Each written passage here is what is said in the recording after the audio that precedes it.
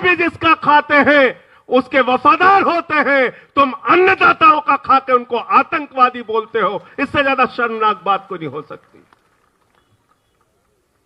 उनको आतंकवादी कह रहे हो, जिनका दिया हुआ खाते हो, जिनका पैदा हुआ अनाज खा के तुम बड़े हुए,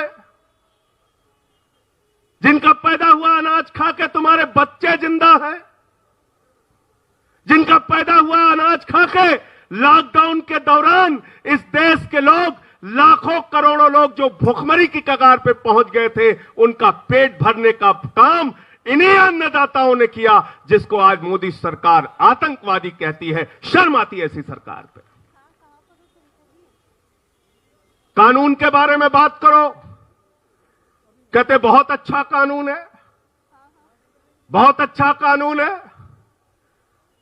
मैंने भाजपाइयों से पूछा, मैंने कहा मोदी जी यह अच्छा कानून आपसे हिंदुस्तान के किस किसान संगठन ने बनाया, मांगा था, जरा मुझे बताओ। किस किसान ने आपसे कहा था कि मुझे भला कर दो इस काले कानून को बना के? और इस तीनों काले कानून को देश के करोड़ों किसानों के लिए नहीं, मैं पूरे जिम्मेदारी के साथ कहना चाहता हूं, जिसकी गुलाम ये सरकार है, उस अडानी और अंबानी के लिए लाया गया है। ये काला कानून किसानों के हित में नहीं लाया गया। और ये मैं क्यों कह रहा हूं?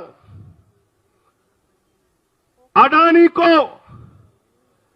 2017 में 100 एकड़ जमीन जो फैक्ट्रियां लगाने के लिए मिली थी, 2017-18 में उसने खट्टर को एप्लीकेशन दिया। बोला खट्टर साहब हमारा लैंड यूज चेंज कर दीजिए, हमें यहां कोल्ड स्टोरेज बनाना है। खट्टर को पता नहीं था मामला क्या है। उसने मनीष जी 17-18 में अडानी की एप्लीकेशन रिजेक्ट कर दी। अब मीडिया वाले सुन के बड़े खुश होंगे कि बताओ अडानी की एप्लीकेशन रिजेक्ट कर दी, खट्टर ने रिजेक्ट कर दी। ये तो बड़ी बहादुरी का काम किया। लेकिन अगली कहानी सुनो। 7 मई 2020 को खट्टर ने अपने मालिक अडानी से कहा, हुजूर मैं अभी जिंदा हूं, आपको चिंता करने की जरूरत नहीं है। और 100 एकड़ जमीन का लैंड यूज 7 मई 2020 को चेंज कर दिया गया और कहा यहां पर आओ और कोल्ड स्टोरेज बनाओ। यह कब किया? 7 मई 2020 को, जब दिल्ली के उप मुख्यमंत्री को ऑफिस में जाने का अधिकार नहीं था, दिल्ली के स्वास्थ्य मंत्री को ऑफिस में जाने का अधिकार नहीं था, दिल्ली के कृषि मंत्री को ऑफिस जाने का अधिकार नहीं था, दिल्ली के हमारे सप्लाई मिनिस्टर को ऑफिस जाने का अधिकार नहीं था। जब दिल्ली में, पूरे देश में लॉकडाउन लगा था, उस आपदा के दौरान, उस महामारी के दौरान खट्टर ने दफ्तर खुलवा के अडानी को कहा, आओ हुजूर मैं तुम्हारा गुलाम हूं, ये 100 एकड़ जमीन लेके जाओ। 7 मई 2020 छोटे गुलाम खट्टर ने 100 एकड़ जमीन दी अडानी को। अब बारी आई बड़े गुलाम की, और बड़े गुलाम का नाम क्या है? सीना ठोक के बोलना पड़ेगा, इस देश में 130 करोड़ लोगों की सरकार नहीं चल रही है, अडानी और अंबानी की गुलाम सरकार चल रही है। जिसको मोदी सरकार आप कहते हो, गुलाम सरकार है।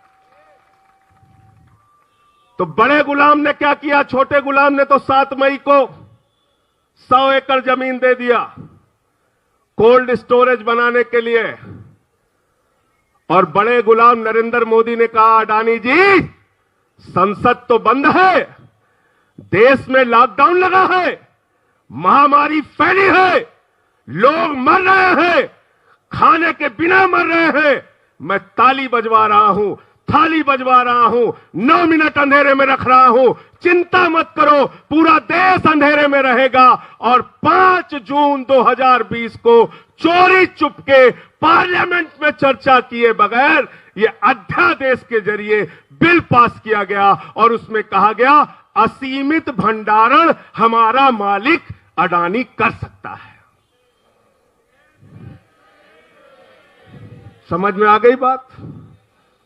मनीष जी, ये काला कानून किसके लिए बनाया गया है, ये समझ गए आप लोग? ये काला कानून किसान के हित में नहीं, और नरेंद्र सिंह तोमर से लेकर प्रकाश जावड़ेकर तक जितने भी गुलाम मंत्री हैं, मैं चुनौती देता हूं इस मंच के माध्यम से, आप पूरे दिन बहस करो। ये कानून तुमने अडानी के लिए बनाया है, अपने मालिक के लिए बनाया है, और ये लड़ाई देश के लाल बनाम देश के दलाल है, मैं ये कहना चाहता हूं।